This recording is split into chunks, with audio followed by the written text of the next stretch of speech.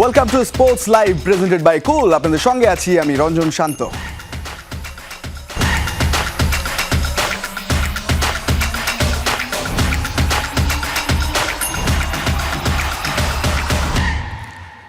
বাংলাদেশকে বাদ দিয়ে আইসিসির পক্ষে আদৌ কি বিশ্বকাপ আয়োজন সম্ভব? বিশেষ করে বিসিবির পাশে যখন দাঁড়িয়েছে পাকিস্তান ক্রিকেট বোর্ড। পরিসংখ্যান বলছে রাজস্ব আয়ের চিন্তা করলে আইসিসির পক্ষে সেটি অসম্ভব, কারণ পাকিস্তান ও বাংলাদেশের ম্যাচ থেকে সংস্থাটির রেভিনিউ আসে মোট আয়ের প্রায় 57%। সব মিলিয়ে ক্রিকেট এখন মাঠ ছাড়িয়ে রাজনীতির টেবিলে। এখন দেখার বিষয়, ভারতের একচ্ছত্র দাপটের মুখে বিসিবির এই লড়াই কি সফল হবে? সবই ঠিক চলছিল, কিন্তু আইপিএল থেকে যখন মোস্তাফিজকে বাদ দিতে বলল ভারতীয় ক্রিকেট বোর্ড, তখনই শুরু সংকটের। সাথে খোদ আইসিসির নিরাপত্তা দলের চিঠিতে উঠে আসে বাংলাদেশের ভারত সফরে ঝুঁকির বিষয়টি। ভারতে বিশ্বকাপ খেলতে না যাওয়ার সিদ্ধান্ত নিতে বাধ্য হয় বাংলাদেশের সরকার। বিসিবি জানিয়ে দেয় ভেন্যু বদলে নিতে হবে শ্রীলঙ্কায়। এরপর জল গড়িয়েছে অনেক দূর, দফায় দফায় বৈঠকেও আসেনি সমাধান। সরকারের অবস্থান সাফ জানিয়ে দেন ক্রীড়া উপদেষ্টা আসিফ নজরুল। এর আগে এমন উদাহরণ আছে, পাকিস্তানে ভারত খেলতে যাবে না বলেছে, আইসিসি ভেন্যু চেঞ্জ করেছে। আমরা অত্যন্ত লজিক্যাল কারণে ভেন্যু চেঞ্জের কথা বলেছি। আমাদেরকে অযৌক্তিক প্রেশার প্রয়োগ করে, অযৌক্তিক চাপ সৃষ্টি করে আমাদেরকে ভারতে খেলাতে বাধ্য করা যাবে না।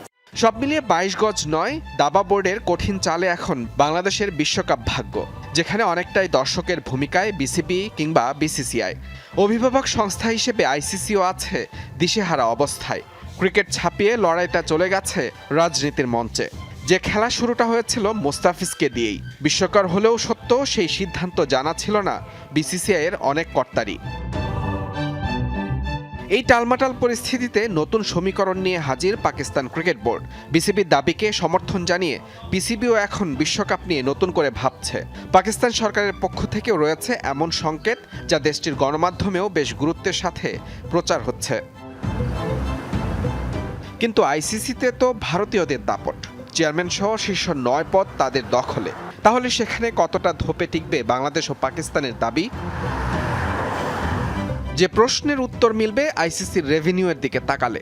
বাংলাদেশ ও পাকিস্তান দুই দেশই যদি বিশ্বকাপ বয়কটের সিদ্ধান্ত নেয়, তাহলে বিশাল রাজস্ব হারাবে আইসিসি। পরিসংখ্যান বলছে বিশ্বকাপে আইসিসির মোট আয়ের 50%-এর সঙ্গে যুক্ত পাকিস্তান, যার মধ্যে ভারত পাকিস্তান ম্যাচ থেকে আসে 36%, পাকিস্তানের অন্যান্য ম্যাচ থেকে আসে 14%, আর বাংলাদেশের ম্যাচগুলো থেকে আইসিসির আয় 7%।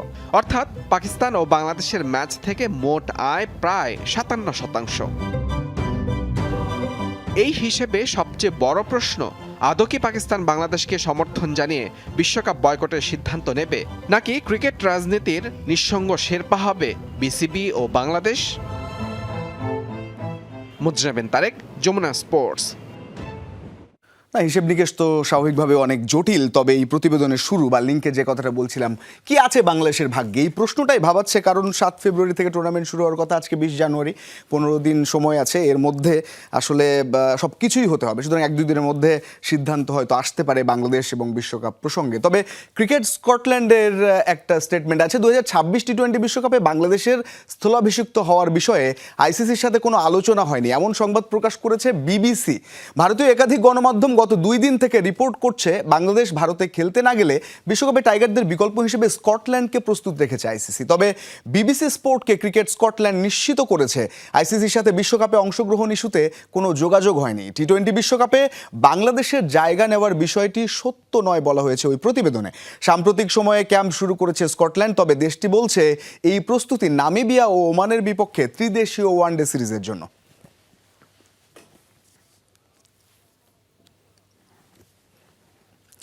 এদিকে অযৌক্তিক চাপ দিয়ে ভারতে বিশ্বকাপ খেলতে বাংলাদেশকে বাধ্য করা যাবে না বলে জানিয়েছেন যুব ও ক্রীড়া উপদেষ্টা ডক্টর আসিফ নজরুল। দুপুরে সচিবালয়ে তিনি বলেন, এমন পরিস্থিতিতে ভেন্যু পরিবর্তনের নজির রয়েছে আইসিসির। এ সময় তিনি দাবি করেন, বাংলাদেশ ভারতে না খেললে স্কটল্যান্ডকে বিশ্বকাপের সুযোগ দেওয়ার আনুষ্ঠানিক তথ্য জানা নেই তার।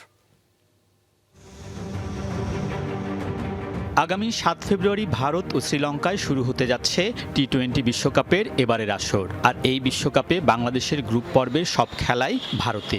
কিন্তু ভারতীয় ক্রিকেট বোর্ডের হস্তক্ষেপে মোস্তাফিজুর রহমানকে আইপিএল থেকে বাদ দেওয়ার পর নিরাপত্তা ইস্যুতে বাংলাদেশ ভারতে না খেলার শক্ত অবস্থান নিয়েছে। আইসিসির নানা দেন দরবারের পরও বিকল্প ভেন্যু হিসেবে শ্রীলঙ্কায় খেলার পক্ষে অনড় বিসিবি।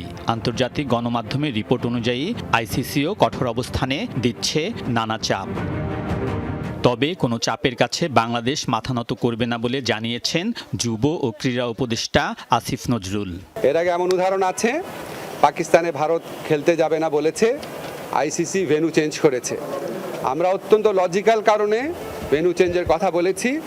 আমরা আমাদেরকে অযৌক্তিক প্রেশার প্রয়োগ করে, অযৌক্তিক চাপ সৃষ্টি করে আমাদেরকে ভারতে খেলাতে বাধ্য করা যাবে না। শেষ পর্যন্ত ভারতে খেলতে রাজি না হলে আইসিসি বাংলাদেশের পরিবর্তে বিশ্বকাপে স্কটল্যান্ডকে সুযোগ দিতে পারে, এমন প্রশ্নেরও জবাব দিয়েছেন ক্রীড়া উপদেষ্টা। আমার জানা মতে এমন কিছু শুনি নাই যে আমাদের বাদ দিয়ে স্কটল্যান্ডকে নিবে।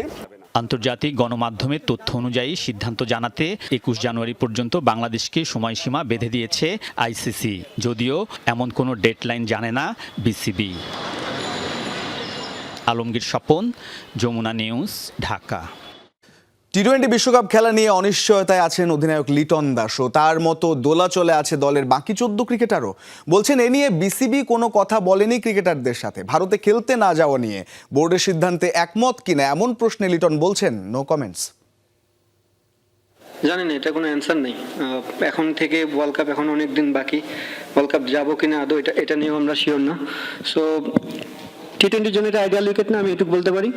ওয়ার্ল্ড কাপের জন্য কিনা এটা আমি জানি না। কোয়ালিফায়ার ম্যাচ বেটার উইকেট আশা করছিলাম। টি-20 নিয়ে আমরা এখনো জানি না, ওয়ার্ল্ড কাপ নিয়ে। সো এটা প্রসঙ্গই বাদ। যদি আপনি জানতেন যে আপনার গ্রুপ কে হবে, আপনি কোন দেশে যাচ্ছেন, এটা একটা হেল্প হতো। এখন যে জিনিসটা হাতেই নেই আমার, বা আমাদের ক্রিকেট ওভারঅল যতগুলো প্লেয়ার, আপনারা তো অলরেডি টিম জানেন যে কোন 15 জন যাবে। তো সেই 15 জনও এখনো জানে না যে আমরা কোন দেশে যাব বা কাদের বিপক্ষে খেলবো।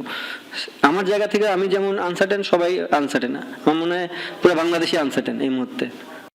এই মুহূর্তে সরাসরি হাসান আল মারুফ যুক্ত হওয়ার কথা আমাদের সঙ্গে মিরপুর থেকে। মারুফ, বিপিএল এর প্লে অফ ফাইনালে এবং খুব গুরুত্বপূর্ণ দিন, কারণ একই দিনে কোয়ালিফায়ার 1 চলছে। যারা জিতবে তারা সরাসরি চলে যাবে ফাইনালে, যারা হারবে তাদের জন্য অপেক্ষা করছে সিলেট টাইটান্স। যে সিলেট শেষ বলের সমীকরণ মিলিয়েছে। সব মিলিয়ে মিরপুরে এবারের বিপিএল এর আসরে একেবারের এই টপ মোস্ট ফেভারিট ম্যাচগুলো বোধহয় আজকে একটা হয়েই গেল, তো সেটা নিয়ে জানাবেন।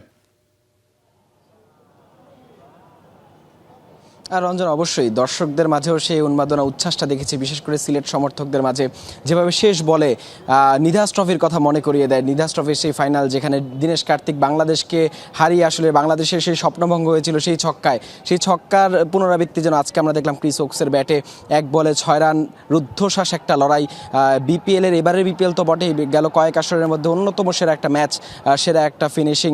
এবং ক্রিস ওকসের সেই ছক্কায় সিলেট টাইটান্স এখন অপেক্ষায় ফাইনালে যাওয়ার যে লড়াই, সেই লড়াইয়ের অপেক্ষা। এবং সেই লড়াই আসলে কে হতে যাচ্ছে তাদের প্রতিপক্ষ, চট্টগ্রাম নাকি রাজশাহী, সেটা জানা যাবে হয়তো কিছুক্ষণ পরেই। তবে লো স্কোরিং দুটো ম্যাচ আজকে। প্রথম ম্যাচে আমরা দেখেছি লো স্কোরিং মাত্র 112 রানের টার্গেট। সেই টার্গেট তারা করতে নেমে সিলেট যেভাবে আসলে খাবি খেয়েছে। উইকেটের কথা বলতে হয়, আমার কাছে মনে হয় এখন পর্যন্ত এবারের বিপিএলে আমরা সিলেটে দেখি যে বেশ ভালো উইকেটে খেলা হয়েছিল। তবে মিরপুরের যে চিরাচরিত উইকেট আমরা দেখি, সেই উইকেটটাই যেন আজকে ফিরে এসছে। সেই উইকেটের অবস্থা, লো স্কোরিং ম্যাচ আমরা দেখেছি প্রথম ম্যাচেও, আজকে দ্বিতীয় ম্যাচেও সেই লো স্কোরিং ম্যাচ। সব মিলে আসলে ম্যাচটা লো স্কোরিং হলো, এক্সাইটিং। আসলে রাজশাহীর এখন পর্যন্ত চট্টগ্রাম ব্যাটিং করবে। সব মিলে দর্শকদের মাঝে বেশ উন্মাদনার, প্রচুর রাজশাহীর দর্শক মাঠে এসছে। চট্টগ্রামের তুলনায় অনেক বেশি দর্শক আসলে রাজশাহীর। এর আগে আমরা সিলেটে দেখেছি প্রচুর দর্শক এসেছেন। সব মিলে আসলে যে এক্সাইটমেন্ট বিপিএলের একদম শেষ দিকে, আর দুটি ম্যাচ আছে, দ্বিতীয় কোয়ালিফায়ার এবং ফাইনাল। সব মিলে দর্শকরা এনজয় করছে, উপভোগ করছে এবং জ্যাম প্যাকড গ্যালারি আসলে যেমনটা বিপিএল নিয়ে প্রত্যাশা থাকে দর্শকদের, সেটাই আসলে শেষ অংশে দেখা যাচ্ছে। একেবারে মারুফ, অসংখ্য ধন্যবাদ। হোপফুলি এই ম্যাচটাও জমবে, যেহেতু লো স্কোরিং এনকাউন্টার। তবুও যেহেতু আগের ম্যাচটা জমজমাট হয়েছিল, এটাও 130 আপ হয়েছে, এই ম্যাচটাও একটা দারুণ ম্যাচ হবে। তবে যারা হারবে তারা ছিটকে যাবে না, তারা খেলবে দ্বিতীয় কোয়ালিফায়ার। এবারে নারী টি-20 বিশ্বকাপ বাছাইয়ের খবর জানাতে চাই। নিজেদের দ্বিতীয় ম্যাচে পাপুয়া নিউগিনিকে 30 রানে হারিয়ে মূল পর্বে খেলার সম্ভাবনা আরও বাড়ালো বাংলাদেশ। জ্যোতিদের দেয়া 169 রানের লক্ষ্যে 138 রানে থামে পাপুয়া নিউগিনির ইনিংস। দিলারা আক্তার ও জুয়াইরিয়া ফেরদৌসের উদ্বোধনী 49 রানের জুটি ভাঙে 17 রান করা জুয়াই বাইরে আউট হলে দলীয় 67 রানে ফেরেন রাবেয়া। তার ব্যাট থেকে আসে 35 রান। 14 বলে 37 রানের এক ঝড়ো ইনিংস খেলেন স্বর্ণা। শেষ দিকে শোভানা মুস্তারি 24 বলে 34 রানে 168 রানের লড়াকু পুঁজি পায় বাংলাদেশ। লক্ষ্যতাড়ায় 32 রানে প্রথম উইকেট হারায় পাপুয়া নিউগিনি। 2 রানের ব্যবধানে দ্বিতীয় উইকেটও তুলে নেয় বাংলাদেশ। এরপর অধিনায়ক ব্রেন্ডা তাও ও সিবোনা জিমি 64 রানের মন্থর এক জুটি করেন। দলীয় 98 রানে 35 রান করা ব্রেন্ডা আউট হলে ম্যাচ থেকে ছিটকে পড়ে পাপুয়া। 8 রানের ব্যবধানে ফিরে যান জিমিও।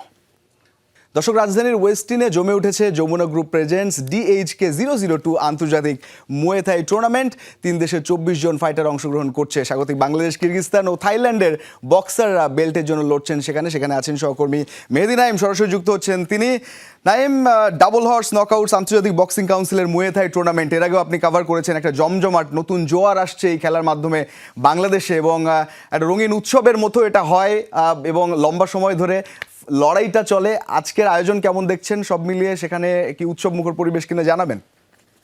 আত্মরক্ষার কৌশলই কিন্তু হচ্ছে গিয়ে আপনার এই মুয়ে থাইটা, যেটা জন্ম হচ্ছে গিয়ে থাইল্যান্ডে। আপনারা দেখতে পাচ্ছেন যে বাংলাদেশে কিন্তু তার দ্বিতীয় আসরটা বসেছে। প্রথম আসর খুবই ধুমধাম ছিল, যেটা চীন মৈত্রী সম্মেলন কেন্দ্র অনুষ্ঠিত হয়েছিল, এবং এবারে দ্বিতীয় আসরটা হচ্ছে রাজধানীর একটি 5 তারকা হোটেলে, যেখানে আসলে যমুনা গ্রুপ এটা আয়োজন করেছে। এবং ডাবল হাউস প্রেজেন্ট DHK 002 যে নকআউট নাইট, সেটা খেলা কিন্তু চলছে। ইতিমধ্যে কিন্তু প্রায় 6টি বাউট শেষ হয়েছে, অর্থাৎ 6 জন প্রতিযোগী এবং চ্যাম্পিয়নের নাম কিন্তু আমরা পেয়েছি। আমরা দেখেছি যে এখানে মোট 12টি বাউট অনুষ্ঠিত হচ্ছে, যার মধ্যে 2টি হচ্ছে গিয়ে নারীদের মধ্যে সাদিয়া একটু আগে কিন্তু জিতেছেন। আপনারা দেখেছেন যে তিনি কিন্তু একজন মাদার, এবং তিনি কিন্তু শেষে স্টেজেই কান্না করে দিয়েছিলেন যে কিভাবে করে তিনি তার সন্তানকে লালন পালন করার পরও যে এই আত্মরক্ষার কৌশলটা রপ্ত করেছেন, এবং এটা কিন্তু আসলে বেশ রিস্কি। আপনারা দেখতে পাচ্ছেন যে মারামারির এক পর্যায়ে কিন্তু রক্তাক্ত হতে হয়, এবং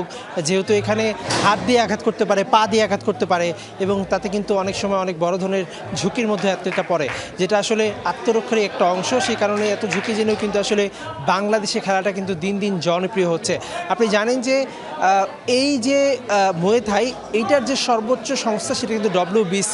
সেই WBC সভাপতি কিন্তু যমুনা গ্রুপের পরিচালক ইয়াসিন ইসলাম নাজেল। তিনি কিন্তু আসলে এই খেলাটা বাংলাদেশে ছড়িয়ে দেওয়ার জন্য যত কিছু করা প্রয়োজন, একদম বাংলাদেশের পেশাদার বক্সিংয়ে যেসব বক্সাররা আছেন পার্বত্য অঞ্চলে, তাদেরকে কিন্তু ট্রেনিং দেওয়ার একটা ব্যবস্থা করছেন, এবং ভবিষ্যতে কিন্তু এটা বাংলাদেশে একটা অ্যাসোসিয়েশন করারও কিন্তু আসলে ইচ্ছে পোষণ করেছেন তিনি। সেই জায়গা থেকে আসলে আমরা দেখতে পাচ্ছি যে বাংলাদেশে মুয়ে থাইয়ের যে কম্পিটিশনগুলো আছে তার মধ্যে এটা কিন্তু এখন পর্যন্ত সবচাইতে টপ অফ দ্য পিক, এবং সেখানে কিন্তু আমরা দেখছি যে 17টা বাংলাদেশি পার্টিসিপেন্ট এবার অংশগ্রহণ করছে, এবং 3 দেশের মোট 24 জন ফাইটার কিন্তু এতে আছে। এবং সেখানে কিন্তু বাংলাদেশের আমরা দেখছি যে কম্পিটিটররা আছে তারা কিন্তু বেশ গতবারের চেয়ে এবার কিন্তু প্রশিক্ষণ নিয়ে আরও অনেক ভালো পর্যায়ে যাচ্ছে। এবং আপনি দেখতে পাচ্ছেন যে কিরগিজস্তানের ফাইটার এসেছে, এবং সেখান থেকে আমরা দেখতে পাচ্ছি যে থাইল্যান্ড, যেখানে এই মুয়ে থাইয়ের উৎপত্তি, সেই মুয়ে থাইয়ের উৎপত্তি যে থাইল্যান্ডে, সেখান থেকেও কিন্তু আসলে ফাইটাররা এসেছে। সব মিলিয়ে এখানে দর্শকদের আয়োজন এবং দর্শকদের যে অভিব্যক্তি, সব কিছু কিন্তু অনেক বেশি প্রাণোচ্ছল, এবং তারা এই কম্পিটিশনটাকে অনেক বেশি এনজয় করছেন, এবং চলতি বছরেই 3য় সংস্করণ কিন্তু করার চেষ্টা করা হচ্ছে। আপনারা জানেন যে সবশেষ অক্টোবরে কিন্তু একটা আসর করা হয়েছিল, এবং তারপরে এই যে 4-5 মাসের মাথায় কিন্তু আসলে আরেকটা কম্পিটিশন আয়োজন করা কিন্তু সত্যিই খুব চ্যালেঞ্জ ছিল। সেই জায়গায় যমুনা গ্রুপ ডাবল হর্স তারা কিন্তু খুব দারুণভাবে এই জিনিসটাকে আয়োজন করে সবার মাঝে ছড়িয়ে দিতে চেষ্টা করছে, এবং ডাবল হর্স নকআউট ফেসবুক পেজে কিন্তু খেলাটা লাইভ দেখানো হচ্ছে, এবং চ্যাম্পিয়ন যারা হবে তারা কিন্তু প্রাইজ মানিও পাচ্ছে। এবং রাতে আসলে যে 2টা বিগ বাউট আছে, সেখানে কিন্তু বাংলাদেশের সবচেয়ে সেরা যে ফাইটার তিনি কিন্তু মানজুর কিন্তু খেলবেন, এবং ফিলিপাইনেও কিন্তু আসলে প্রধান খেলা হচ্ছে গিয়ে এই মুয়ে থাই। এবং সেই জায়গা থেকে আপনারা জানেন যে থাইল্যান্ড এবং কিরগিজস্তান এই দুই দেশের ফাইটাররাও কিন্তু কিছুক্ষণ পরই আসলে রিংয়ে নামবেন।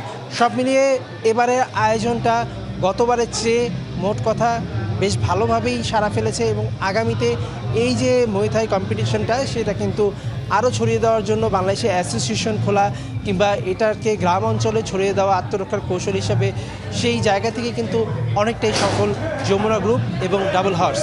তো রঞ্জন, এই ছিল আমার কাছে সবশেষ। ফিরছি আপনার কাছে স্টুডিওতে। অসংখ্য ধন্যবাদ নাইম, যুক্ত ছিলেন আপনি। এবং আমরা এর আগেও দেখেছি ডাবল হর্স নকআউটস মুয়ে থাই, যেটা বক্সিংয়ে একটা অন্যরকম জোয়ার শুরু করেছে এবং বাংলাদেশেও এই খেলাটা নতুন করে পরিচিতি লাভ করছে যমুনা গ্রুপের কল্যাণে। এবং যারা পৃষ্ঠপোষক আছেন সব মিলিয়ে আরও নিশ্চয়ই এটার আয়োজন সময়ের সঙ্গে অনেক অনেক বেশি বাড়বে। শুভকামনা থাকলো। উয়েফা চ্যাম্পিয়ন্স লিগের ম্যাচে আজ রাত 2টায় মুখোমুখি হবে আর্সেনাল ইন্টার মিলান। এই ম্যাচের নিশ্চিত ফেভারিট কেউ নয়, তবে সাম্প্রতিক ফর্ম আর শক্তির বিচারে এগিয়ে থাকবে গানাররা। একই সময় ভিন্ন ম্যাচে লড়বে Real Madrid Monaco, PSG sporting Lisbon. এছাড়াও রাত 12:15টায় মুখোমুখি হবে ম্যান সিটি গ্লেম্ট।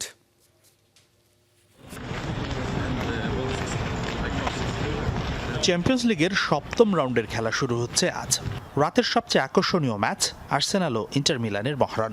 6 ম্যাচের শতভাগ জয়ে টেবিলের শীর্ষে গানাররা দারুণ ফর্মে থাকা আর্তেতার দলের মূল শক্তি জমাট রক্ষণ। তবে ইনজুরিতে এখনও মাঠের বাইরে ইতালিয়ান ডিফেন্ডার রিকার্ডো কালাফিওরি। তবে ফিট হয়ে স্কোয়াডে আছেন বুকায়ো সাকা, গ্যাব্রিয়েল হেসুস ও মার্টিন ওটেগার্ড। তবে ইন্টার মিলানও খুব একটা পিছিয়ে থাকবে না, বিশেষ করে ঘরের মাঠ সান সিরোতে সবসময় ভয়ঙ্কর মিলান।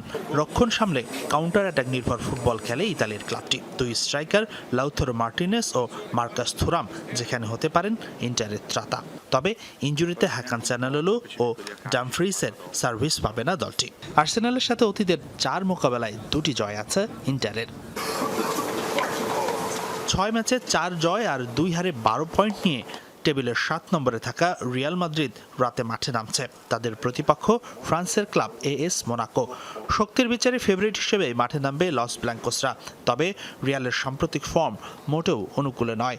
শাভি আলোনসোর দায়িত্ব ছাড়ার পর অন্তর্বর্তীকালীন কোচ আলভারো আরবেলোয়ার রিয়াল অভিযান শুরু হয়েছে হার দিয়ে। মোনাকো ম্যাচে কেবল জয় নয়, সেরা ছন্দ ফিরে পাওয়ার চ্যালেঞ্জও থাকছে লস ব্লাঙ্কোসদের সামনে।